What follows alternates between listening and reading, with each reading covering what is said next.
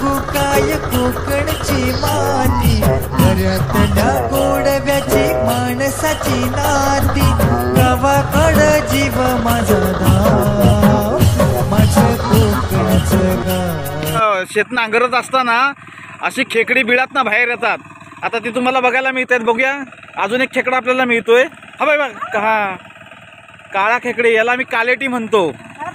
आणि हा एक भाट्या मिळालेला आता आम्हाला. नमस्कार, ऑलराऊंडर कोकणमध्ये आपलं आज पुन्हा सहर्ष स्वागत.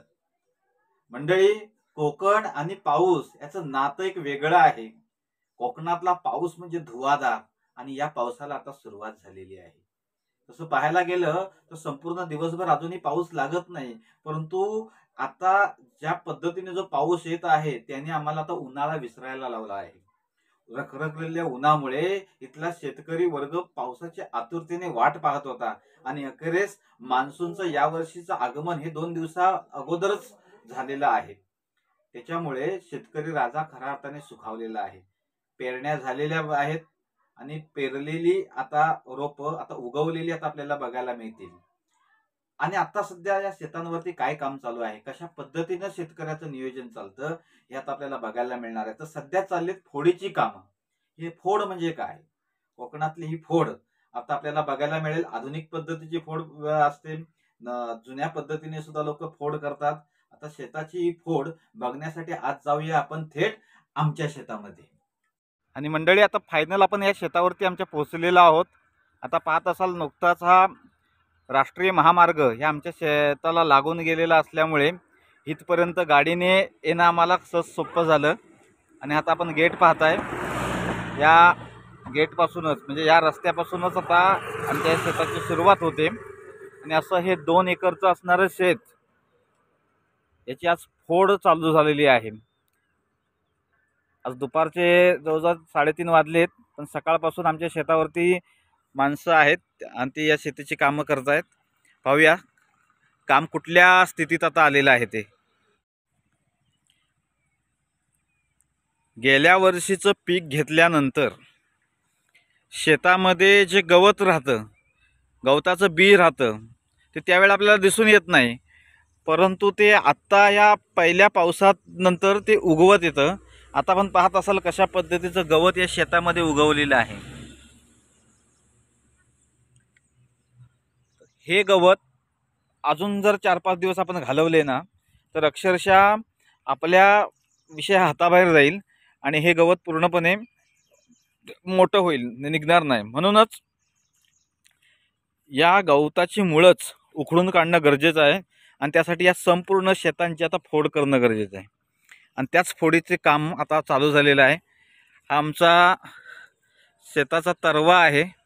काही ठिकाणी लोक याला कोकणामध्ये दाढी म्हणतात, कोण तरवा म्हणतो. हा भातासाठी केलेलं हा वाफा आहे. जवळपास 2 किलो बियाणं आम्ही याच्यामध्ये पेरलंय.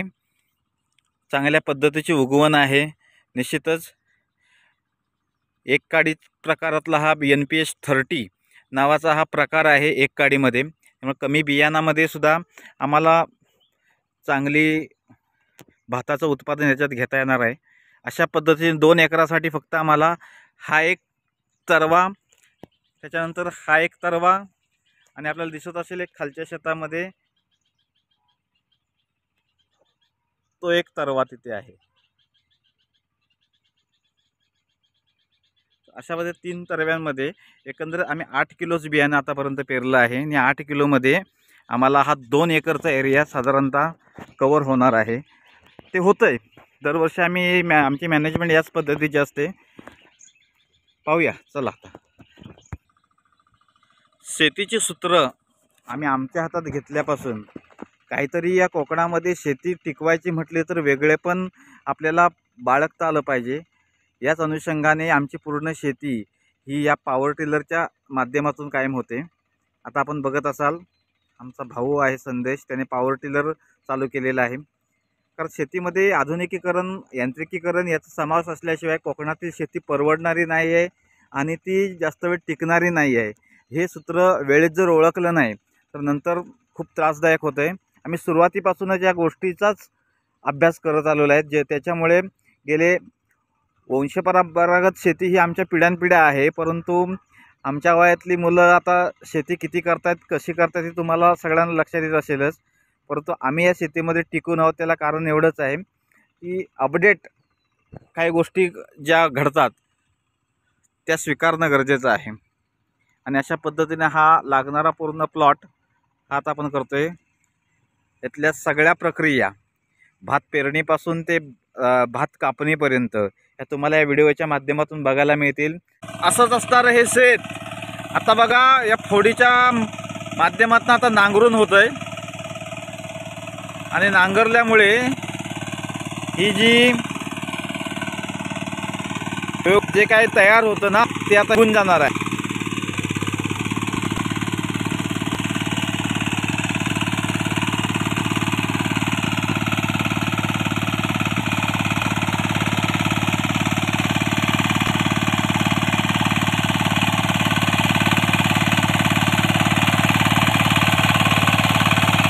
साडेसात HP हा आमचा टिलर. याच्या माध्यमातून आम्ही शेतीची कामं करत असतो. चालवायला खूप परंतु आमचा संदेश हा अतिशय सुंदररित्या हा पॉवर टिलर चालवतो. त्याच्यामुळे आम्हाला आमची कामं सोपी होऊन जातात. अशा पद्धतीने कोपऱ्यातून वळण घेताना सुद्धा खूप त्रास होतो.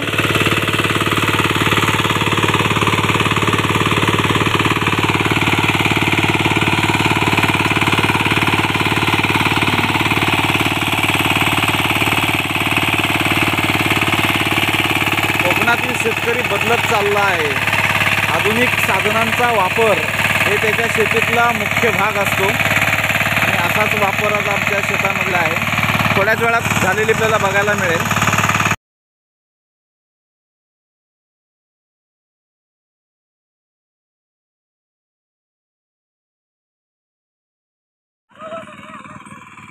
मंडळी हे बघा भात शेत नांगरत असताना अशी खेकडी बिळातनं बाहेर येतात. आता ती तुम्हाला बघायला मिळतात. बघूया अजून एक खेकडा आपल्याला मिळतोय. हा बाई बघ हा काळा खेकडी, याला आम्ही कालेटी म्हणतो. आणि हा एक भाट्या मिळालेला आता आम्हाला. इथे अजून एक दुसरा कुठेतरी खेकडा दिसतोय. बघूया बघूया.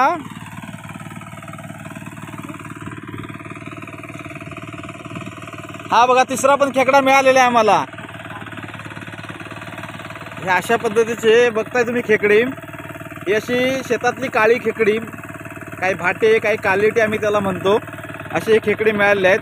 आणि ही खेकडी पकडण्याची गंमत फार वेगळी असते. शेतामधला हा आनंद लुटण्यासाठी लहान मुलंसुद्धा शेतावरती येत असतात. आज आम्हाला भरपूर अशी खेकडी मिळालेली आहेत. बघूया लहान मुलांना या खेकड्यांशी खेळायला नक्कीच आवडेल. बघूया अजून आपल्याला खेकडे मिळतात काय. मला तो तिथे एक खेकडा दिसतोय तो बघा एक. बघूया बघूया बघूया लगेच जाऊन. हे बघा बघा पळतोय पळतोय पळतोय. आहा आमच्या घरातले महिला मंडळ बघा किती चतुर आहेत खेकडी पकडायला. खेकडी पकडताना घाबरून चालत नाही. कोण तुमच्यातला खेकडी चांगली पकडतो.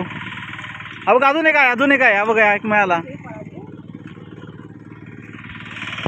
या संपूर्ण शेतात खेकडी भरपूर आहेत आणि आपल्याला ते मिळत आहेत. किती मिळाली आपण आता बघताय. बघता बघता ह्या शेताची नांगरणी काही वेळातच संपली. एक यातून नक्की की कोकणातील शेती वाचवायची असेल तर आधुनिकीकरण आणि यांत्रिकीकरण याच्या मदतीशिवाय हे शक्य नाही आणि हे प्रत्येकाने लक्षात घेतलं पाहिजे. वेगवेगळे होणारे बदल तर आपल्याला स्वीकारता आले पाहिजे, जेणेकरून कोकणातली शेती परवडण्याजोगी होईल. शेतीच्या मशागतीचे असे नवनवीन व्हिडिओ आपल्या चॅनलवरती पाहण्यासाठी आजच आपल्या चॅनलला लाईक करा, सबस्क्राईब करा आणि शेअर करा. धन्यवाद.